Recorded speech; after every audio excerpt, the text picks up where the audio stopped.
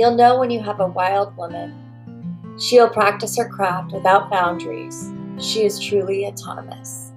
Her loyalty is only to the family she serves, a midwife who will not allow herself to be held back by a system she didn't create. This podcast is for the birth keepers who want to grow and change. We are open to learning through self-reflection and supportive community. We are creating this space to explore without judgment. We are remembering we were Born wild.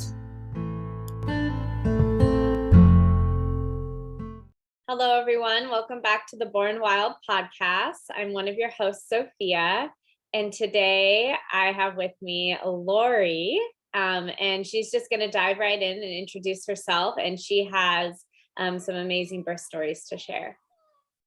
Welcome, Lori. Hi, I'm so excited to be here. Thank you for having me. Yeah, and if anyone hears little coos and noises, it's because she's got her two girls she's nursing right now. So they are here in the background too. So why don't you introduce yourself and your family, and then we can jump into your first birth story. Okay, that sounds good. I'm Lori, and I'm married and live in Central California. And we have 3 earthside children and 1 little heavenly baby. My oldest is 5, and I have twins that are 3 months old. So exciting. So you're just out of your 4th trimester. Yeah. Okay, well, I want to dive straight to that, but let's move back because that's such a fun story. But let's go back to your first experience of being pregnant. Yeah.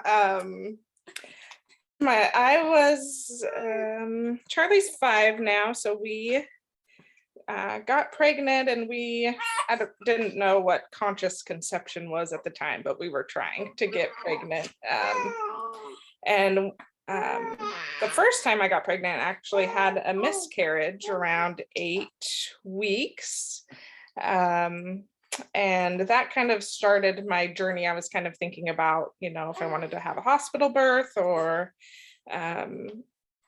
midwives, or what kind of birth I wanted. And I had ended up emailing a midwife, and then I kind of had a miscarriage. So she kind of supported me through email. I didn't actually ever see her.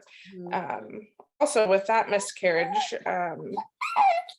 my sister-in-law was pregnant with a baby with anencephaly, and I went down to kind of support her. The baby had passed away, and I was going to help her watch her kids kind of while she was going through all of that. And I ended up miscarrying the very same night that Taylor was born. Oh my gosh, that's the sweetest sounds.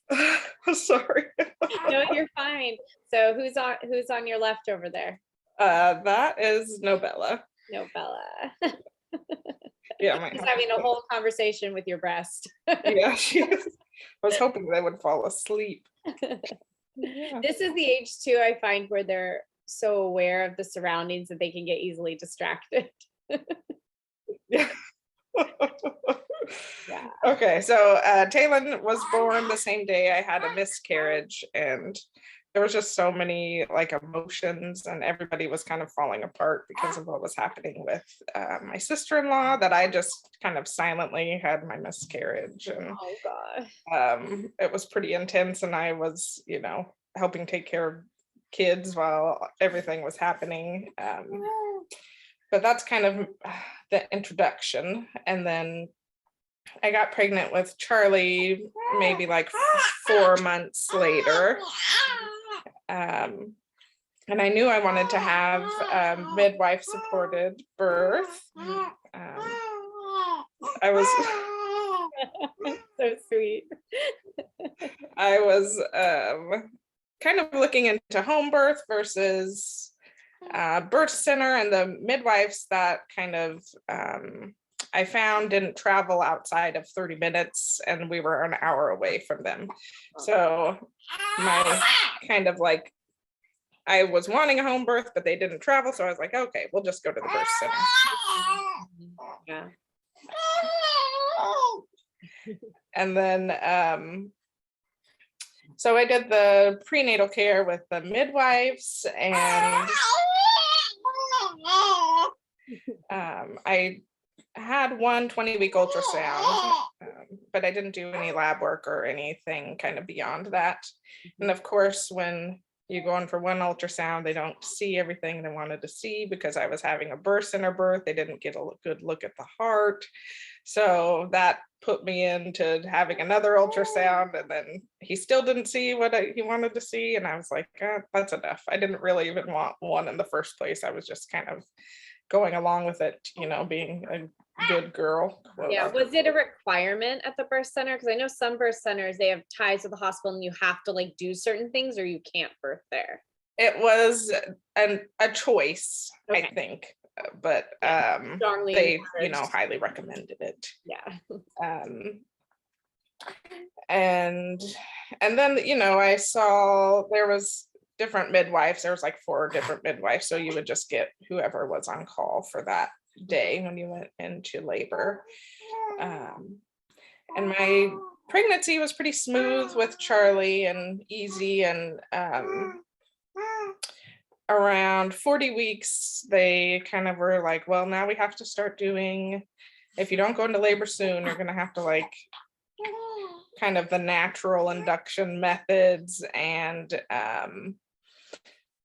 it was just kind of a big worry because I wasn't going into labor and I was 40 weeks pregnant. And they didn't tell me, or I didn't realize that after 42 weeks, they kind of see you anymore. They had the hard cutoff at 42 weeks. You have to go. Yeah. So I ended up going into labor at 40 weeks and didn't have to do any stress tests or anything. I went into labor early in the morning, and we had an hour drive. So that was really something that we were like thinking about a lot. It's like, when do we drive? So we went a few hours, and my contractions were pretty consistent. And I had a friend that lived in the town. So I'm like, well, I'll just go hang out at her house until it's like really time to go to the midwife's place. So I went to her house, and then the midwife came over in the early afternoon, and my contractions were feeling pretty intense. But being a first-time mom, I don't know. It's hard to know if it was like intense or if it was just so new, you don't know. Yeah, it's tricky. So I labored for several hours, and the midwife came over, and I remember thinking, I better be more than a 3. She checked me, and I was like 2. So I'm like, that kind of just deflated everything. Yeah. And I labored at my friend's house for the whole day, and then things were kind of picking up in the evening and getting intense. And the midwife had told me to like just eat some food, relax, take a nap. Well, I ate and I threw up and I couldn't really sleep, and I was pretty uncomfortable, and things were picking up. So I went to the birth center around 9 o'clock at night, I think. And I still wasn't very dilated. I don't remember, maybe like 4. And then labored there all night long, and I wasn't really going anywhere. So they were just doing, you weren't dilating. Yeah. And they kept checking my cervix, and my cervix was starting to get swollen. And basically, I think it was the early hours of the morning, they said, well, we can break your water and we can try to move things along, and you can have the baby here, or you can transfer to the hospital, is kind of how it was presented to me. So I'm like, well, I don't want to go to the hospital, so let's break my water and see what. Okay, so we transferred to the hospital, and that was pretty kind of devastating. Obviously, my birth plan had really changed. Wait, hold on, I'm confused. She ruptured your waters, and then you transported anyways? Oh, sorry.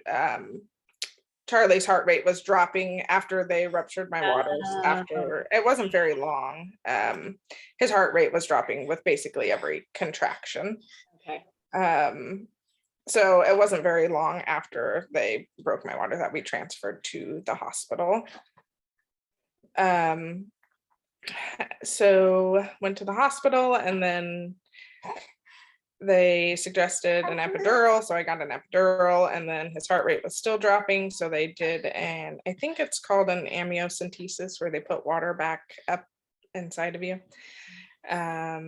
So we did that, didn't help. And I pretty much knew when we went through the hospital doors that I was going to end up with a C-section. Yeah. And that's what happened. So I ended up being in labor for about 45 hours.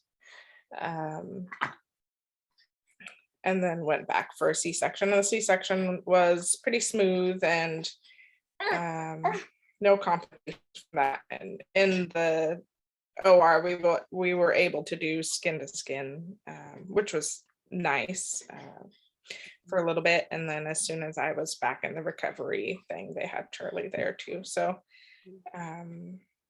luckily our breastfeeding journey wasn't affected, and I was able to breastfeed him pretty easily, and that all went pretty smooth. But I walked out of the hospital saying I'm never having a C-section again. So in your mind at that point, did you feel like you knew how you ended up there, or were you feeling like it was super necessary? What was your take from your birth right away, as versus over time processing it? Yeah, I didn't really realize how many interventions I was getting from the midwives. You kind of, I assumed that it was going to be kind of a low intervention birth, but it wasn't. And so that's kind of how I felt about it. And then over time processing it is kind of when I realized there was a lot of interventions and kind of things that if I had even just stayed home, it could have been a very different story, just leaving my space and worrying about the drive and going to somebody else's space. And, there was a lot of factors. And all growing up, I had positive birth stories. My mom had 3 kids, and they were in the hospital, but, she didn't have an epidural or any sort of kind of medication like that. And on my mom's side, my grandmother, they were really poor and Native American, and all of her kids were born at home, all of my grandma's brothers and sisters. And then on my grandma's side, most of her kids were born at home. They lived out on a farm, kind of in the middle of nowhere. So, I went into birth believing in my body and really thinking it would work, and I didn't even really think about it working. So that was tough. So you left the birth feeling more like people got in your way versus my body didn't work. Yeah. Okay. Yeah, so that was Charlie's birth, and that really after that birth, it took a little while to process and even want to think about having another child again. And when I was kind of getting there, I was just listening to a bunch of birth stories, and then I decided that I wanted to have a free birth with my next pregnancy. Did you come across the Free Birth Society? Is that what sparked that? Yeah. Yeah. And I just listened to any kind of birth story I could find on, iTunes or whatever. And that's kind of how it started. Yeah. And so how old was Charlie when you got pregnant again? He was a little over 2. Okay. And then Juliet was born right when he was almost 3. Okay. And how was that pregnancy? So that pregnancy, there was a lot of kind of work I did. I really did a lot of research into physiological birth and kind of the mechanics of birth and what your body needs to give birth naturally and kind of all of that. And I spent most of my time doing a lot of research on that. And my pregnancy was totally wild. My husband thought I was crazy. We weren't really on the same page for like a good part of the pregnancy, and his kind of method is just to avoid talking about it. So we didn't talk about it for a really long time until I was like, well, this is what I'm doing. You could either be here or not. This is what we're going to do. So he eventually came around. It just took a solid amount of time. And I had my cousin, she was a big support in that pregnancy. And she's kind of who I would talk to about all things free birth. And she was really supportive and saw my vision and held it for me. So that was really sweet to have her support. Yeah. So your husband, if it hadn't been up to you, what was his, like, how did he leave Charlie's birth? Was he like, let's do another C-section?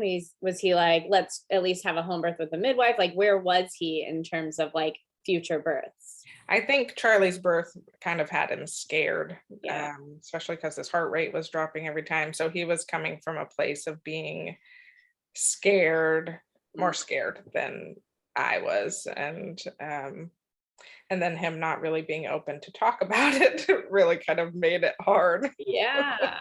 Yeah.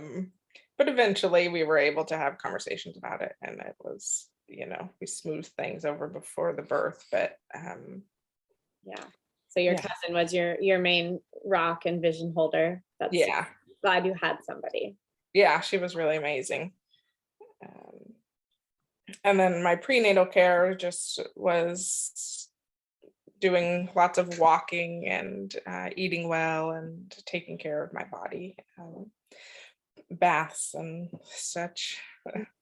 And I forgot to mention my first birth, I don't know, my mom had very short labors. All the birth stories I had in my head were like of short labors. So when my labor was so long, that really threw everything off.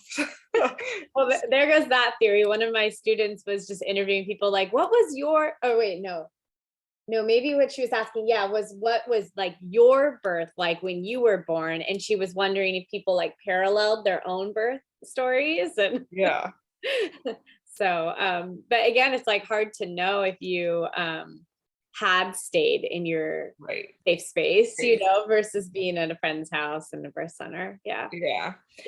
So that, after the 45-hour labor, with Juliet's pregnancy, I was prepping myself for like being in labor for 3 days. That was like, and then after that, I would just start, things, we might change the plan, but 3 days was what I was laying down in my head and telling myself. Yeah, you're like, if it happens sooner, wonderful, but and I think that was really helpful, and I think that would be some wisdom I would pass on for another first-time mother, is just to expect to be in labor for a really long time, because once that short labor thing gets in your head, and it's not short, that really messes with your mind a little bit. Yeah, I tell everyone, prepare for 2 days. Like, just take care of yourself like you're going to be in labor for 2 days. Yeah, that definitely, going into my second labor, helped me mentally kind of prepare and be ready for what was coming my way. So Juliet's pregnancy was pretty easy. I tend to cook babies for a while. So I was kind of coming up on 40 weeks, and then 41. And then I went into labor at 42 weeks. And early labor was super easy and lovely. I was walking, and we watched a movie as a family. My cousin Rebecca came down for the birth. She was up north, so she was here. And the whole time we were kind of like, well, I'll call you when things start to happen, but I don't know when things are going to happen. So once I was getting towards 42 weeks, she's like, I'm just going to come down because things are going to happen at some point. You're like, I'll let you know, you'll have 3 days to get here. Yeah, so she ended up coming anyways. And then we had like a really lovely kind of last day together. And then I went into labor. And when we were watching the movie, I was like, well, I need to get some sleep. So I just kind of went upstairs and went to sleep, and was having regular-ish contractions, but they weren't intense. And I just really wanted to get some sleep because I was going to be in labor forever. Well, that was my story I was telling myself. So I took a nap, and then I couldn't really lay in bed anymore. It was about midnight.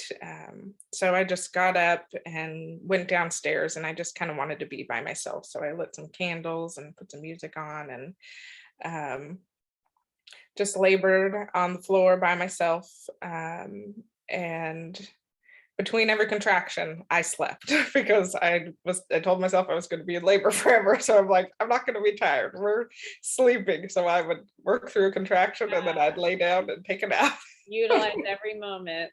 Yeah. And I was drinking a ton of water. I was really, trying to prepare myself well.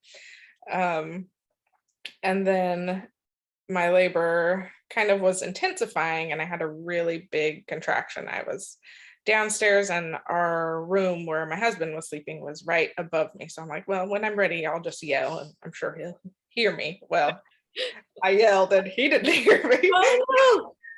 Rebecca had the door open, and she heard me go downstairs. So she was just kind of like listening and kind of peeking in on me. I didn't even know she was awake. So when I yelled, she kind of came running down the stairs. She woke Russ up and came. And then right as they got to the bottom of the stairs, I'm like, I'm gonna throw up. So they like found a pot real fast, and I made it into the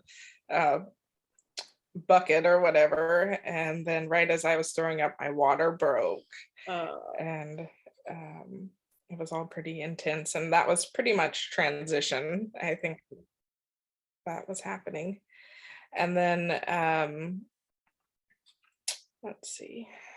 And then I wanted to get into the tub. I was ready to get into the tub. So I went upstairs and got into the water, and that felt really good. And Russ was really nervous. I could just tell. And he kept running away, and he had diarrhea. He was like running away to the bathroom.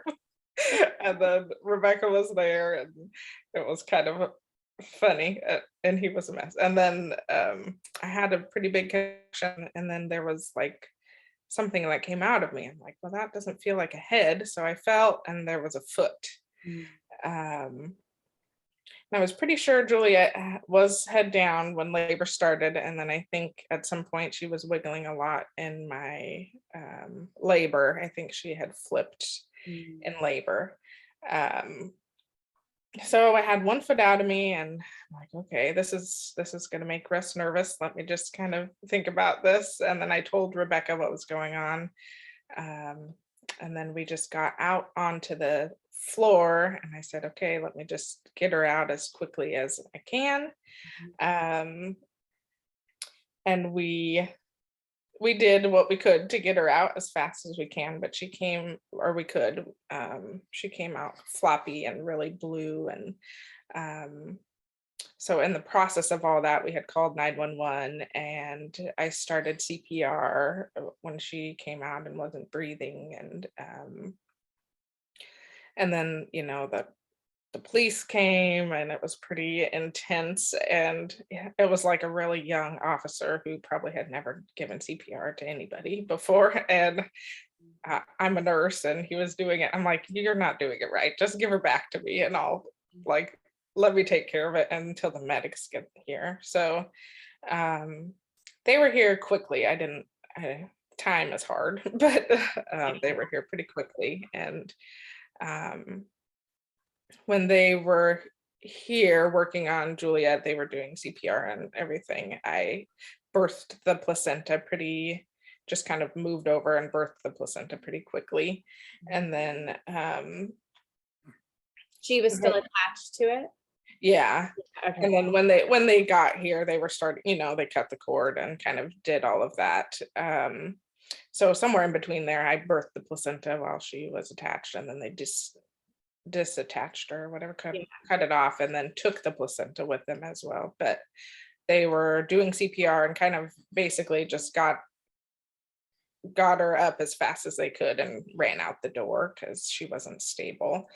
And the medic told my husband, he was like, "We're gonna fly, so I don't want you in the ambulance, but hop in your car and follow us to the hospital." Oh, like go fast, not helicopter. Yeah. Oh yeah, sorry. Like we're gonna drive super fast. Yeah, got it. Okay. So the hospital in my town it's a small hospital. They don't have a NICU or anything. So they worked on Juliet, stabilizing her, and then another ambulance came for me, and I didn't necessarily need it, but there was just so much going on and I just wanted to get to the hospital. So I rinsed off in the shower, and Rebecca was running around the house getting like water and my phone and something to wear. And then they just kind of took me off to the hospital pretty shortly after Juliet. And of course, I was bleeding because, I didn't have my baby on me and there was a lot going on. So I was bleeding quite a bit. And when I got into the hospital, they promptly jumped on my uterus and gave me a massage, and I almost punched the girl that was massaging me. It was horrible. It was awful. And she wasn't very kind. There was just a lot going on, and I was kind of questioning what they were doing to me, and because I work in the healthcare field. And You're at the same hospital as her? yeah, we were kind of like a few doors away from each other. Okay. So Russ was with Juliet, kind of watching everything that was going on outside of everything that was going on, and then I was a few doors down. Okay. So the nurse went to get Russ because he was right around the corner, and told Russ that I wasn't behaving and I wasn't in line, and he needed to tell me to behave. Wow.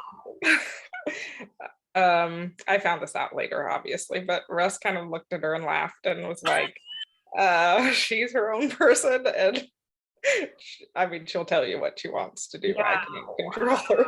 Oh. Yeah, how disgusting is that? So nasty. It's like a little unbelievable, and you hear it over and over again from women. It's like, so gross. Yeah, it was really awful. But I ended up getting Pitocin, and kind of my bleeding was under control, and they moved me to the OB floor, and then Juliet was still in the ER part. And they had called. Did they give you like Pitocin, or like, did they do anything other than monitoring you and jumping on your uterus? And I think they gave me Pitocin. Pitocin, okay. Yeah, and that was, I don't know if it was, I think it was just one dose, but I don't know. Okay. Yeah. And then they were still working on stabilizing Juliet, and they had called the NICU that was an hour away, and they were putting the team together to come down and pick her up. So they were getting a neonatal physician and the whole and a nurse and the transport team. So I went into the OB room, and then an OB doctor came in and kind of checked me, and they told me I had to pee on a bedpan, and I didn't feel like I could. So they put a catheter in me, and then the physician came in, and he was like, "Well, you have a tear. I'm going to stitch you up." I'm like, "Well, how bad is the tear?" He's like, "Well, it's like a first degree." I'm like, "Okay, don't stitch me up." And he said, "Oh, well, what do you want me to do for you?" I'm like, "I really don't want you to do anything." Leave the room, please. Yeah, he was such a jerk. So he left, and then not happily, but he left. And then Juliet was like kind of stabilized, and they had her in a little isolate thing and brought her in so I could see her really quick before they left. So I got to see her and touch her and say hi, and then they took her to the hospital. And I told the hospital, I said, I'm gonna go see my baby, so you could either discharge me or I could sign out AMA. And so they just discharged me, and then we headed down south to see Juliet. And when I saw her at the hospital, she just didn't look good, or I've worked in the ICU for a really long time, and I could tell it wasn't good. So while we were driving down there, I was kind of trying to prepare my husband that probably wasn't going to be good news. And it was going to be a really hard, awful day, even though it had already been a hard, awful day. So we got down there and they were working on her. So we sat in the waiting room for hours. And I was, freshly postpartum, bleeding everywhere. It was really horrible. But I was like, well, if I can't see her, can I pump? Because I want to, get some milk. And they were like, okay, you can come back. We'll send you in a back room. And then I thought, okay, this isn't good. If they don't want me to pump, like it's not good news. So there was like a big family meeting, and she just wasn't well and kind of was on the verge of dying. And instead of making her suffer, Russ and I decided we wanted to just make her comfortable. So my dad and his parents and my sister came, and we all got to hold Juliet while she was on the ventilator and say hi and bye.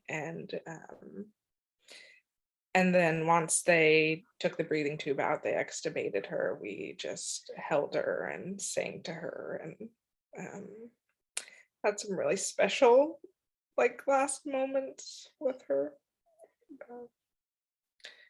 It was really awful and hard, but it was really special time. I'm grateful that we got to just hold her and sing to her, and she was really strong, and she stayed alive for a couple hours. So it was hard to see, and it was hard to like be in it, but it was really special that we got that time, because that was the only time we got with her. And my sister-in-law set up I forget what the company's called, but they come and take pictures. Yeah, Now I Lay Me Down to Sleep. Yeah. So they came and took pictures with her, which are really special, and I'm very grateful that my sister-in-law set that up for me, and she knew about it because she had a stillborn baby. So it was special. Oh. Oh. So intense. Yeah, it was really, really intense.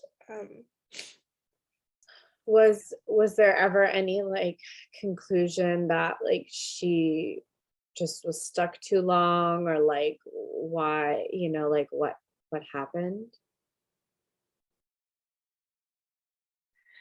There wasn't really a conclusion, but we didn't really ask for one either. I just, her story was that she came and she went, and that was her story. I didn't really need an explanation. Yeah. Did the hospital like ask any questions in terms of like, were you free birthing? Was this like the baby just came so fast? Was there any questions about that, and how were you treated depending on the answers you gave? My husband, he went with the baby at the first hospital, and he told the truth, which if we were talking and we could have had a pre-conversation about this thing, I would have said, Yeah. maybe don't say everything, but he told them that there wasn't a midwife, and there was a lot of judgment, and it was pretty harsh from the first hospital. In the NICU, they were really amazing, and it didn't seem to change the care that we were given, like the story that we had. And obviously part of that is that I look very white, so I think that played a part. If my skin was darker, there would have been more questions, I think. What is that like fourth trimester like? Because I assume your milk still came in. Oh yeah, that was really, really hard. Rebecca, thankfully, my cousin was able to stay, and she just, she midwife the heck out of me, which we cried together, and she would give me like sitz baths and give me massages in the bathtub, and we would just hug each other and cry. And Russ was a really good support too, but to have the womanly connection and like a sister to hold you was really really special and helped my healing. But it was hard, and I didn't really want to leave the house or see anybody for a good amount of time. There was also a lot of judgment from our family, like because she was born at home, that's why she died. There was a lot of like blame put on us, and that really put a divide in kind of people that we knew supported us. There were people that showed up, and there were people that didn't show up, and they still don't show up, and our relationships with them are never going to be the same. But I mean, we'd adapt the people that Definitely. Wow. Yeah. I can't even imagine not showing up for a family. Yeah, it was there were some, it was sad. It still is sad. It makes me sad to think about. But we did have some people that showed up and fed us and loved on us, and that was really, really helpful. And we had a lot of bills because we had 2 ambulance rides and a NICU stay, and I was in the hospital. So there was a lot of support. We had financial support from people as well, and that was really helpful in the healing process, to not have to stress about paying these outrageous bills.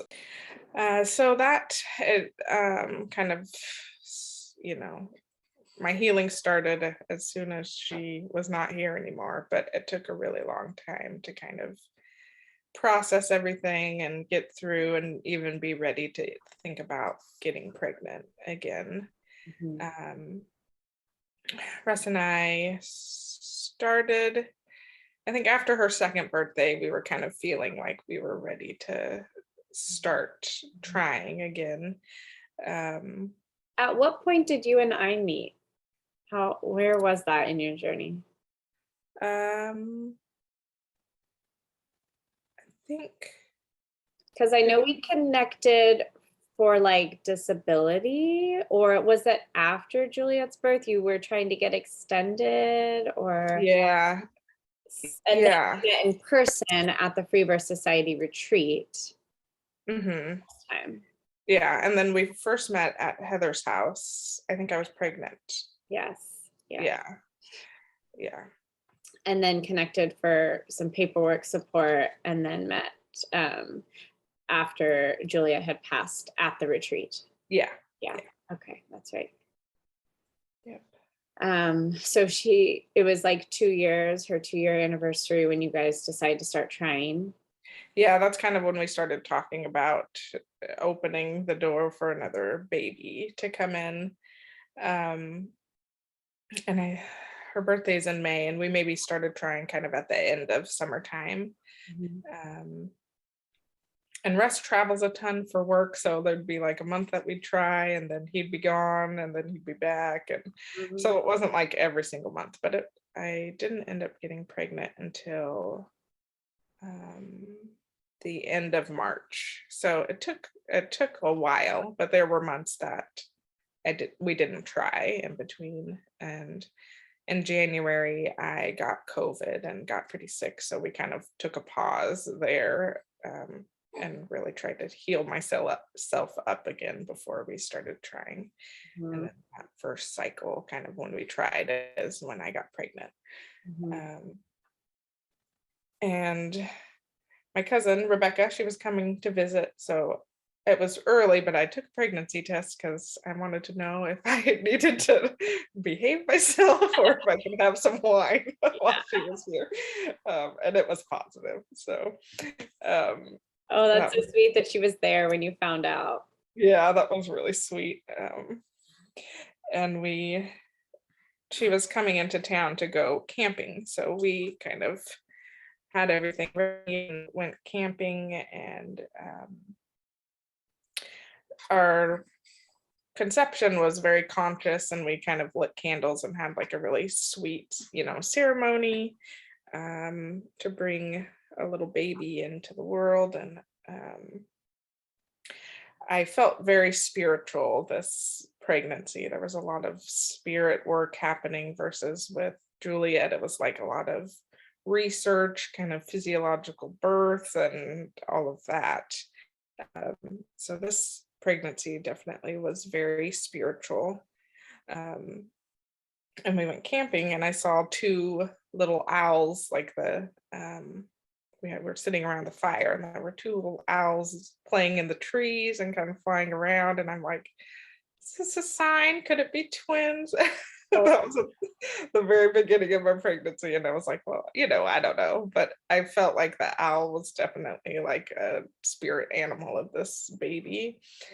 So I have a question. At what point do you and your husband start talking about, if we do get pregnant, have a baby, where's this baby going to be born? Was it before you even decided to get pregnant and start trying? Like where, because I know, and as the listeners are hearing, he wasn't 100% on board. And I could imagine what that experience could do to a relationship. It could go one of two ways. And so can you touch on that a little bit and what those conversations were like?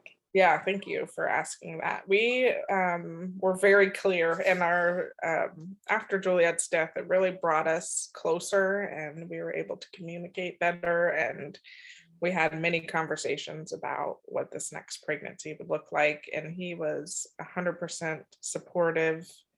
And it felt very different than with Juliet. And I forgot to mention, at the end of my pregnancy with Juliet, Russ was having nightmares about her dying every night, and like daymares, like for 2 weeks straight. So I think that's kind of messed. Obviously it was a sign of some sort or something, but that's why he was nervous as well, because he was having all of these visions of her dying, and it was just really stressful for him. And he didn't tell me that, so I didn't know he was kind of like dealing with that on top. I think he didn't want to scare me. Right. Yeah. But this next pregnancy with the twins, he was very supportive, and we had many conversations about what our pregnancy would look like, and he supported my decision to do whatever I felt like was right. So that just made the pregnancy so much easier and less stressful with his, support. And from the very beginning, were you decided that you were going to stay home to birth, or were you trying to like feel out how the pregnancy unfolded? Where was your mindset on that? I wanted another free birth and wild pregnancy. That just with Juliet's pregnancy, it was just so amazing. Even her birth was like so beautiful, as you know, the outcome was not what we wanted, but her pregnancy was beautiful and her birth was beautiful. And I really stepped into who I am as a woman because of her birth. And she really showed me my power. And it's a really special gift that I'm so thankful for. Um, so I was definitely wanting to do that again. Yeah. Okay. So then you had a wild pregnancy, and Yeah. meaning you didn't have an ultrasound, so you didn't know, I mean, in quotes, there was no like confirmation of twins. So at what point, besides the like seeing the owls, were you like, maybe this really is? Yeah, there was a day I was going to work and my commute was an hour away. And I drive by the ocean every day. I go to work, and there was a whale. I was like, oh, that's so beautiful. Like I totally identified my spirit animal's totally a whale. So it was like really amazing. And then there was another whale that popped up right behind that one. And I'm like, okay, 2 owls, 2 whales. And then kind of shortly after that, I went to rest and was like, what happens if it's twins? He was like, don't even bring that up. I can't even think about that. And we kind of like laughed about it, and that was kind of the end of the conversation. And it was kind of on my mind, but I was like, it can't be twins. It's just it is what it is. So my belly was a little bit like measuring a little high, but I had with Charlie and with Juliet, so it wasn't like I was humongous or anything. And when you say that, were you seeing anyone who was measuring? Were you taking your fundal height, or? Yeah, I was just kind of taking my fundal height, and I wasn't doing it like super seriously, but I was just kind of measuring. Curiosity. Yeah. Yeah. And so that was, I was measuring a little bit big, but that wasn't really something out of the ordinary of my other pregnancies. And I think I looked back at my text messages because I text you. Well, early in my pregnancy, I asked if you would support me kind of through virtually. So if I needed your help in the birth process, I could FaceTime you. And then we also met and had like prenatal sessions. So that was really lovely. And we had a prenatal session scheduled or something, and I texted you and I was like, I just felt 2 hiccups at the same time. In like different spots of your belly, right? Yeah. You were like, I wonder. And then you got out your fetoscope, right? To listen. Yeah. And I had been kind of playing with the fetoscope and had found a heart rate up high, and then the next time I listened would find it down low, or but turns out there was 2 babies in there. So. Not just one really wiggly one. Yeah, I remember when you texted me, you're like, there might be twins, but we will find out eventually. Yeah, there wasn't. I mean, I would like, some days I would feel like, oh, there has to be 2. And then other days I would feel like, oh, I mean, maybe I'm just talking myself. Like maybe I want to, maybe like, I don't know. I didn't feel it like as sure as a thing. But some days I felt real sure about it, and some days I didn't. I know that text piqued my curiosity. I was so excited to find out. Yeah, so that was kind of, I mean, I had kind of thought about it my whole pregnancy, but at the end of my 3rd trimester, when I felt the 2 hiccups, like that was kind of on my mind. And we really started I kind of asked you for some resources about twin births and kind of just mentally prepared just in case it was 2, but there might only be 1. Right. And it was hard for Russ to not know, and he was in such a good place and was totally ready for 1 baby. And then when I told him, I had kind of talked to Rebecca about there being 2 later in my pregnancy, and then hadn't mentioned it again to Russ. But then when the hiccup thing happened, I was like, well, he needs to know that there might be two there. So after that happened, that kind of threw him off a little bit. And I'm like, don't go on your phone. Don't Google twins. Stay off your phone. Really just like, we'll talk to Sophia. We had like a birth team meeting, and that was really helpful for him. That kind of like answered some of his questions, and he was able to drop back into a good place again. But for a minute there, he was like kind of nervous. I could imagine. Yeah. Yeah, that was pretty intense. But my prenatal care, I went to a chiropractor this pregnancy, and that was really helpful. This pregnancy was hard, really hard, a lot harder than my other two pregnancies. And I thought, well, it's been 2 years since I've been pregnant. I'm getting old. Like maybe I'm older than I was. Maybe that's why it's so hard. Because with Juliet, I was like 39 weeks pregnant, plucking weeds out of the backyard and just like really active, and with Charlie's pregnancy. And this pregnancy, I was like struggling to get off the couch at 34 weeks, and it felt hard to move, and my belly felt really heavy. And it all makes so much sense now, huh? Yeah. And somehow I managed to work until 36 weeks, which and not just work, but as a nurse. Yeah, 12-hour shifts. Yeah. And my last shift was it was hard. Yeah, so I survived and somehow didn't go into labor before I was done working. I did a lot of walking kind of in the beginning of pregnancy, and then towards the end I was just so tired. I would get Charlie off to school and I would just come back and sleep. And my priority was resting, and I felt like my body was asking me to rest and not like move and be super active. So I just kind of honored what my body was asking. And this pregnancy, I was starving. I like eat so much food, and I would wake up in the middle of the night hungry. And that wasn't something new for me. I hadn't woken up in the middle of the night hungry with my other pregnancies. So I had like snacks at my bedside. Felt like I was always eating. And I tried to kind of follow the brewer diet, really, like lots of protein.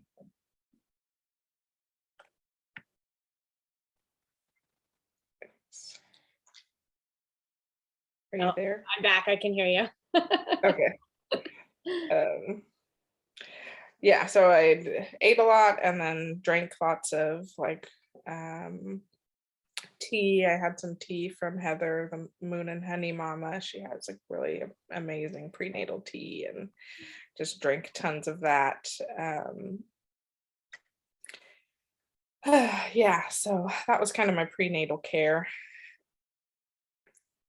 And then it was Christmas time, and I was just trying to survive seeing family when I really just wanted to lay down and not move. But we made it through Christmas week and kind of everything that was going on. And Charlie had a play date with one of his friends, and he ended up having COVID, and we all got COVID 5 days before I went into labor. It's so not fair. It's so not fair. Luckily, I had COVID the year before pretty bad. So this COVID round was easy, really. And the whole house came down with it. So we were all kind of, Rebecca had come back to be with me for the birth, and she actually came down early because her house was full of COVID. She was trying to avoid it so she wouldn't give it to us, and then we ended up giving her COVID. At least she was here with us. Yeah, we'll all be sick together. Yeah, get it out of the way before the babies got there. I mean, honestly, it turned out to be a blessing, but it was stressful in the moment. I bet. Because how far along were you at that point? I was 39 weeks. 39. Yeah. And I just took it really easy, and Rebecca just made a ton of food because she knew we were all probably going down. So we had a ton of food and we weren't really hungry, but I was forcing myself to eat because I knew I needed to eat to feed the baby, and um, like I said, I didn't feel good for maybe 3 or 4 days, and then kind of the day that I went into labor, I started feeling pretty better, like Mm. not 100%, but I was pretty much back to my baseline. And Russ, my husband, was the sickest, and I told him, I'm like, you need to get it together because I think this baby's coming soon. I need you to feel better. Yeah. And luckily, the day that I went into labor, he was starting to feel a little bit better too. So that was good. So the day I went into labor, we had like a really sweet little big brother ceremony for Charlie. He was pretty nervous about the babies dying, and he would say that often, and you could tell that he just couldn't really get excited until his sibling was here Mhm. first side. So we had a little brother ceremony, and we made a sweet little bracelet, big brother bracelet, and we, like, with every knot we tied 3 knots, and we made wishes about his sisters that they would make it here. And it was a really sweet ceremony. And kind of while we were doing that, I had contractions that were starting, and then they were kind of regular, and they were feeling pretty intense. And just to clarify, you didn't know they were sisters, right? No, Okay. no, Okay. So when you were tying the knots, it was just more for the baby, for not the baby, the one baby that, okay. yeah, we Yeah. knew there was one baby in there. Yeah. So it was Yeah. just Okay. I just wasn't sure if you like had found out the sex. I didn't think you had, but yeah. yeah, we didn't know. I Okay. just So yeah, well wishes for the baby, at least yeah. one. Yeah, so we went, we kind of finished the ceremony, and after that I was feeling like the energy of being around people was too much. So I'm like, let me just go upstairs to my room. I'm going to be in labor forever, is what I told myself again. But it was my labor with Juliet was so short, so I didn't know where What to. was it? It was like 4 hours. Oh yeah. Mhm. Yeah, so yeah. So I didn't want to like have any expectations because I know birth does what she wants. So I was kind of mentally preparing for a long labor, because it's always better to do that. Yeah. But I came upstairs and tried to take a nap, and the surges were just like too intense.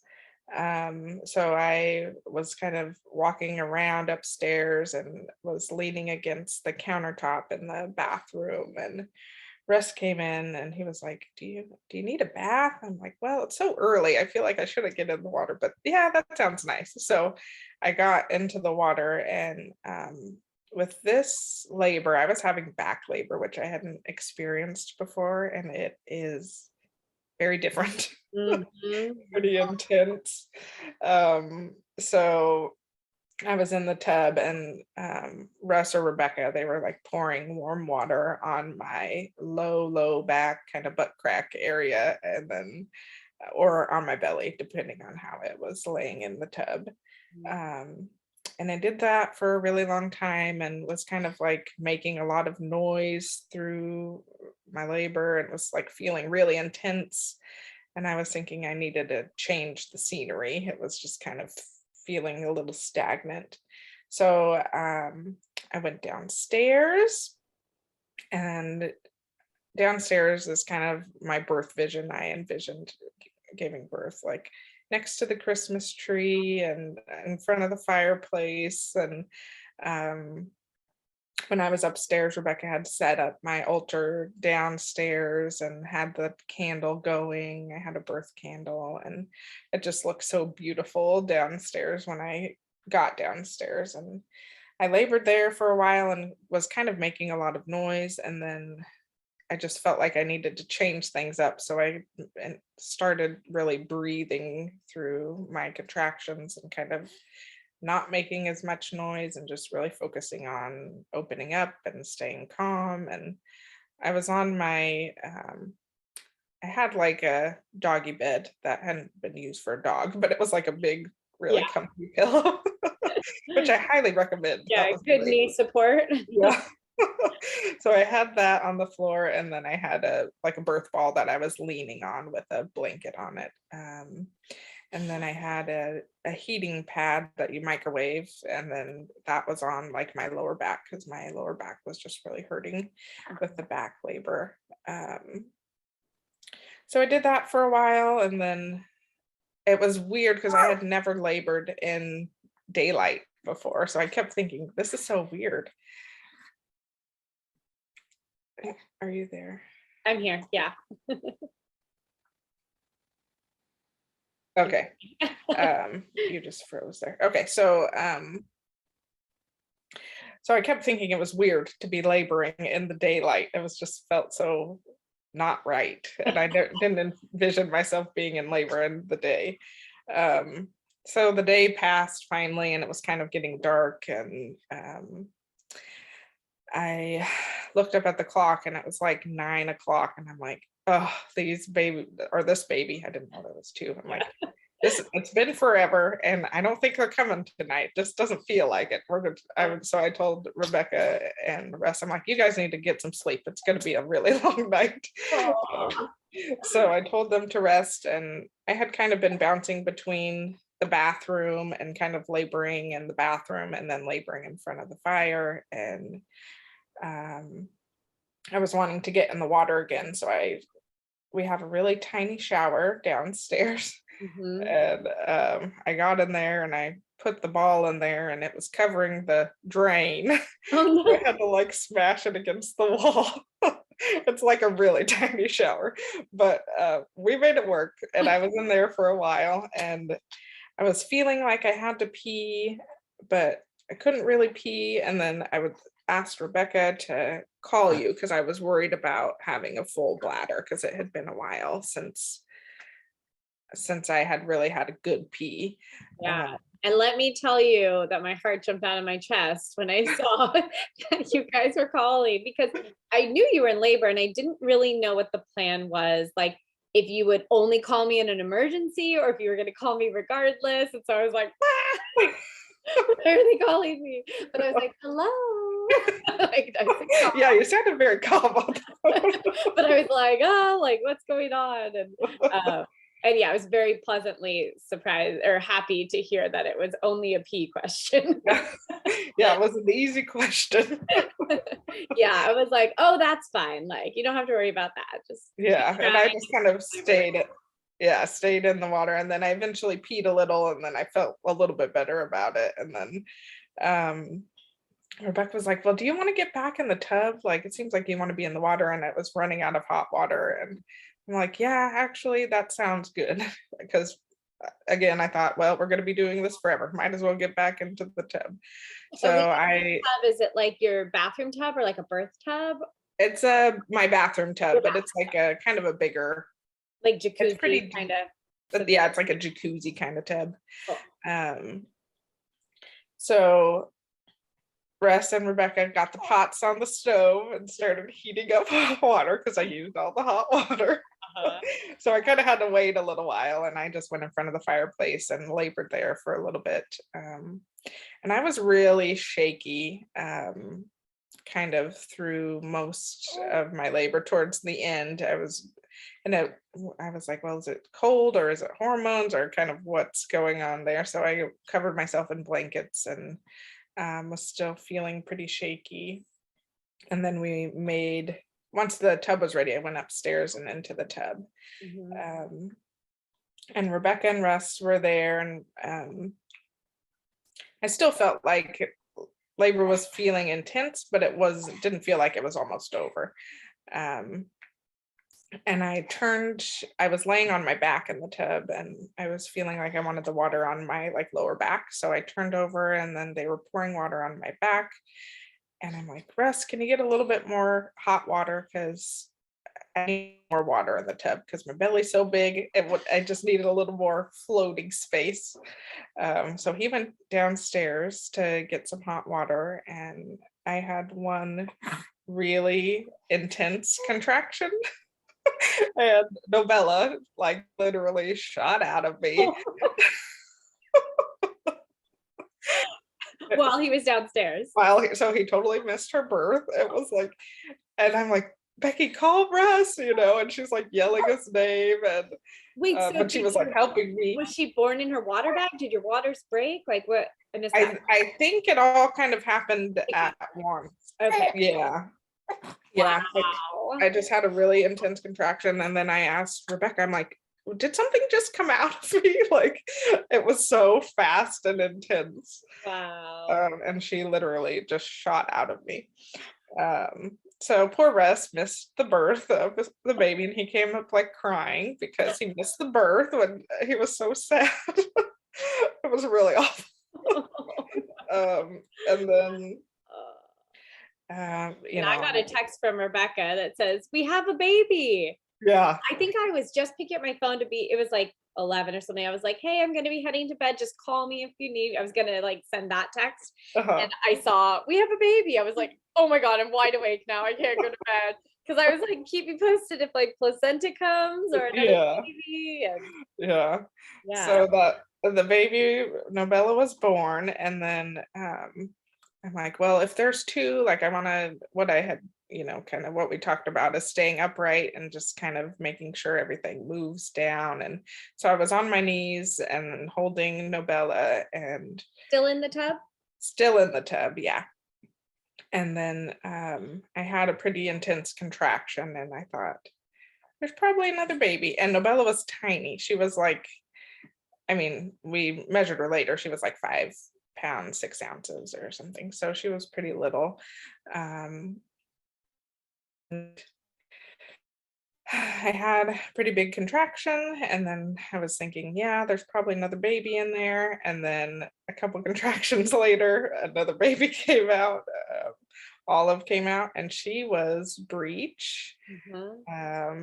So that really brought back some things about Juliet's birth for Russ and Rebecca. Like, you could just feel the tension. And we had talked about a breech birth, what we would do. We had a plan. Everybody knew what we were supposed to do, but there was still a tension. It was a little nerve-wracking. But she was born quickly, and she came out a little bit gray. Russ gave her a little breath and kind of stimulated her. And she was perfect and crying, and they passed her through my legs, and there was 2 babies. Oh my. Yes, I do remember the second text come through, and it said, we have 2 baby. I was like, what? Oh my goodness. I just was like, this is wishful thinking because it's so exciting and fun, but there's not really going to be 2 babies. Right. There were 2 babies. Oh, there were definitely 2 babies. Wow. It was crazy, and it still doesn't feel real. So I was going to say, when you were sitting there, when you realized, like, I think there's another baby, and when you're holding 2 babies, were you just like, oh yes, this makes sense? Were you like, I can't believe this actually happened? Like, what were you thinking? Yeah, it was just kind of like disbelief, really. Like, wow, there was really 2. Yeah. And it's so crazy, to like listen to your intuition. And my intuition the whole time had been telling me there's 2 babies. And even like I had a little altar set up for the conception and stuff, and I had a perfect little sand dollar, and it said baby T on there, and then I put 1 heart on it, and then I put it down, and then I'm like, it needs another heart, so I put another heart on there. There was 2 hearts. Like, it was like it's so crazy. And so special. Yeah. And Olive being born breech really brought a lot of healing to us.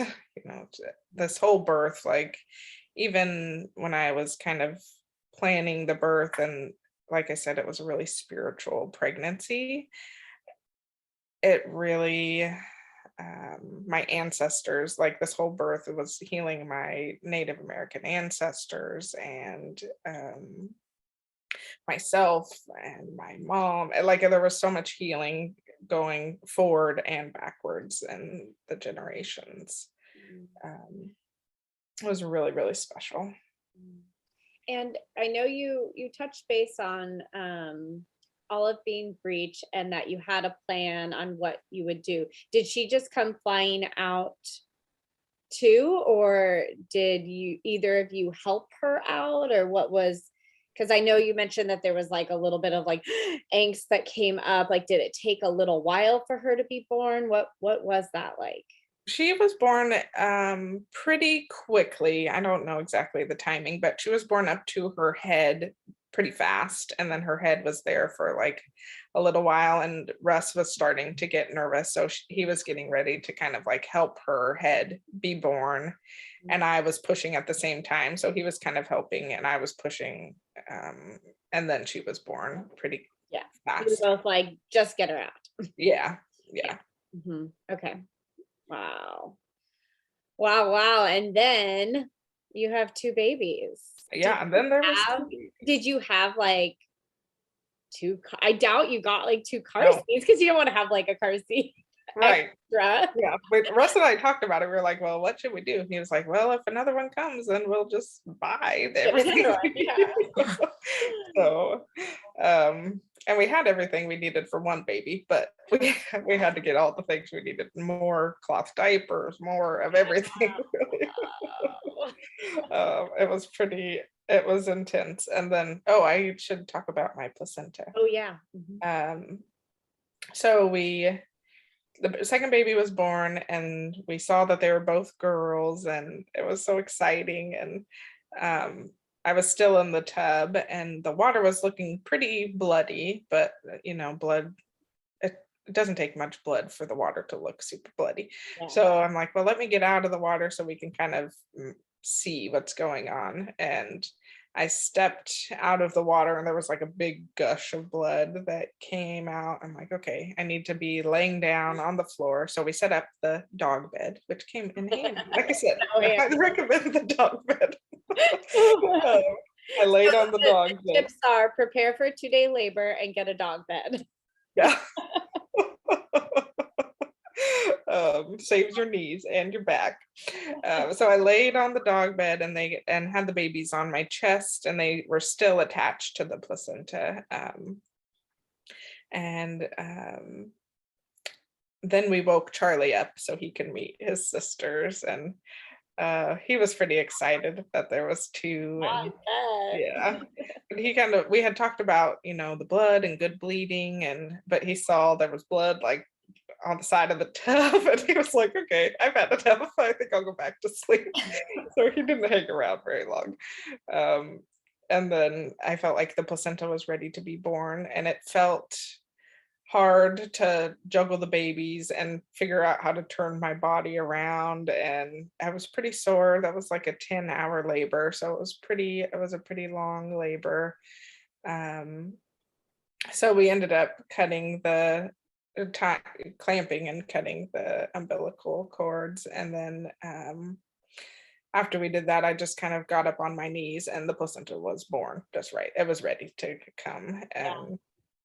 And that was probably maybe like 45 minutes, maybe closer to 45 minutes after they were born. And then I took a quick shower and then made my way to bed and snuggled my babies, and it was so perfect. So sweet. And so do you know if they're identical? I think they're identical. Their faces look the same. They have like a little bit different head shape. And Nobella has more hair than Olive. Olive's like losing her hair and Nobella's hair is still growing. So their hair is like a little bit different, but their faces look the same. So I'm not going to do any testing or anything, but there was one placenta and they look pretty similar. Sweet. What's it been like nursing 2 babies? It's pretty intense. It was after they were born, we were still in like COVID quarantine, which actually was perfect. So nobody could come over. We just literally stayed in bed naked for the first week. It was so perfect. And that really helped establish breastfeeding. But the first few days, it felt like my nipples were going to fall off because they were constantly being sucked on. They weren't getting a break at all, really. But I did have some nipple cream, and that really, that helped. And once my milk came in and they were actually like nursing, that helped as well. And I've kind of figured out how to tandem breastfeed, and that's basically what we do most of the time. So it was really a precious postpartum period. My grandma, she's been coming over pretty much once my husband went back to work. She comes over every day and does the dishes and folds laundry and holds a baby, and it's really amazing. That's really sweet. And as a Yeah. baby, right? That's the reason why we hire postpartum doulas, is because we just don't have that community there. Right. Yeah. So Rebecca stayed a little while after the girls were born, and she really was super helpful. And then Russ was here for a little while, and then my grandma's been coming. So I've had a lot of support and help, which I can basically take care of the girls, but I can't take care of the girls and wash the dishes or anything. Those are 3 full-time jobs. Yeah. Yeah, the first few weeks it was pretty hard. Like my mother of one self of a 5-year-old who's dressing himself and going to school, and there was a lot of like independence I was getting back. So that mother she had to die, Yeah. and my mother of 3 self had to be born, and it took a little while. It was really overwhelming not being able to go poop and not like showering and not being touched. So it took a few weeks to adjust, but once I kind of accepted that that's what it is for now, like it felt easier, even though it's still intense and hard, but Oh man, it's helped a lot. And then postpartum, the hardest thing probably was constipation.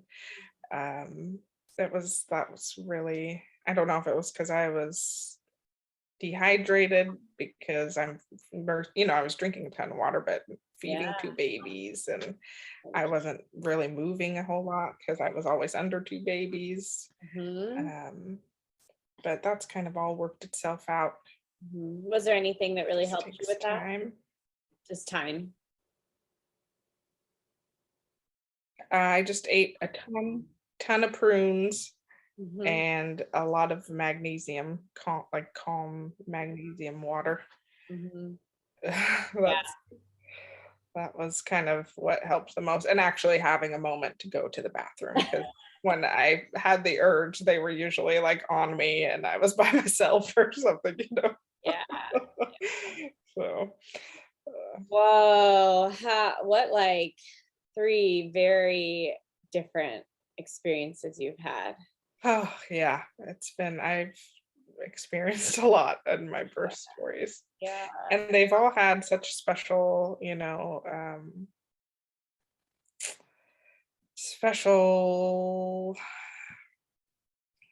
like what they've taught me. The lessons. Lessons, yeah, that's the word I was looking for.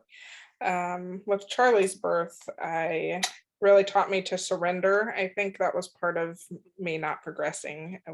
I didn't surrender. And growing up, my mom had passed away when I was 19 and my brother was 8. And I was already like, since there was an 11-year gap, I was already kind of like a mother figure to him and watched him and helped raise him. And after she passed away, I was really a mother figure, and there was no like surrender at all. So, and before then it was just like go, be perfect, do all the things.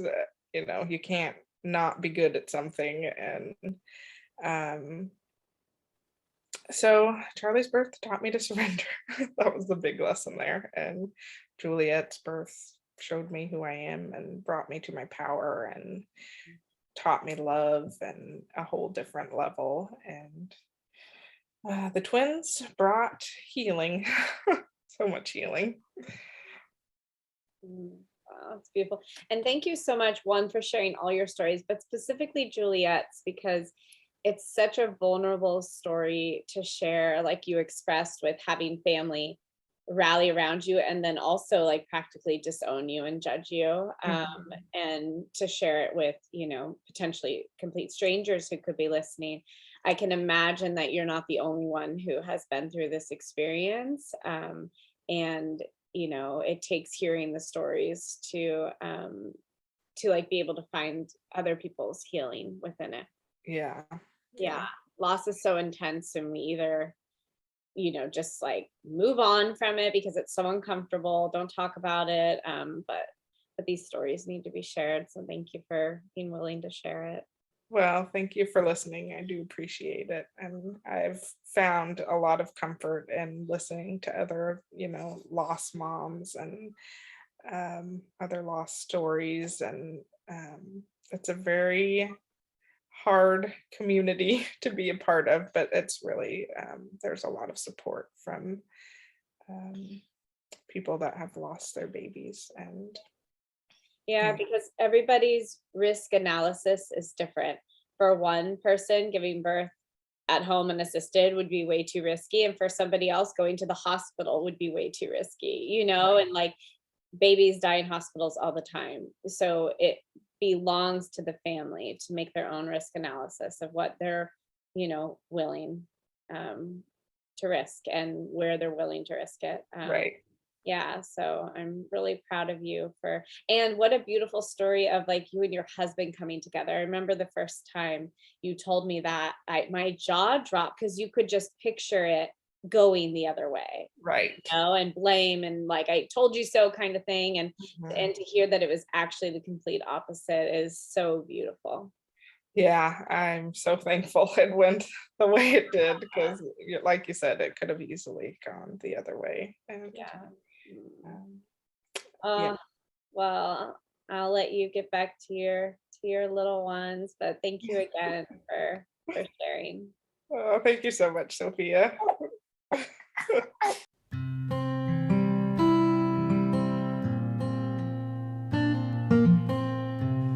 Thanks everybody for listening. You can find us at Born Wild Podcast on Instagram. For inquiries or feedback, you can email us at bornwildpodcast@gmail.com. You can find me, Emma Ray, on Instagram at Emma Ray, REA.